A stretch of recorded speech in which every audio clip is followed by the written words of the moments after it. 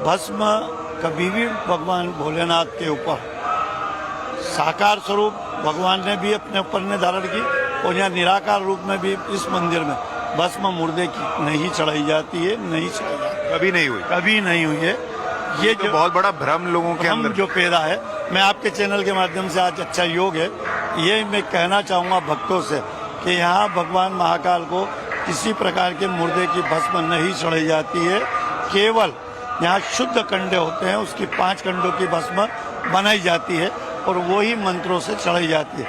हाँ, ये जरूर है कि ये भस्म चढ़ाने का जो विधान चला, ये चला है सती प्रथा से। जो सती थी इनकी पत्नी, और उसने अपने शरीर को हवन कुंड के अंदर समाप्त कर लिया था, और जब वो भस्म हो गई थी और भगवान उसके विरह में क्रोधित हो गए थे और उन्होंने दक्ष के पूरे साम्राज्य को शमशान बना दिया था, उनकी गर्दन भी काट दी थी और अन्य सारी व्यवस्थाएं वहाँ पे तहस नहस हो गई थी। और जब वो भोलेनाथ वहाँ जब गए और उस कुंड में से सती का जो शव था उसको जब उठाया उन्होंने और अपने शरीर पे लगाया, तो वो जो भस्म है वो भस्म भगवान पे लगी है।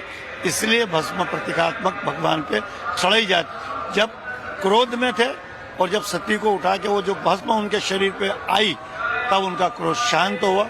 शांत होने के बाद उन्होंने अपने ससुर का सिर भी लगवाया और पुनः दक्ष के राज को साम्राज्य को स्वर्ग बनाया और भगवान सती को लेके वहाँ से चले हैं, जिसके जो शक्तिपीठ 52 जगह शक्तिपीठ बनी है वो उसी के अंगों से बनी है।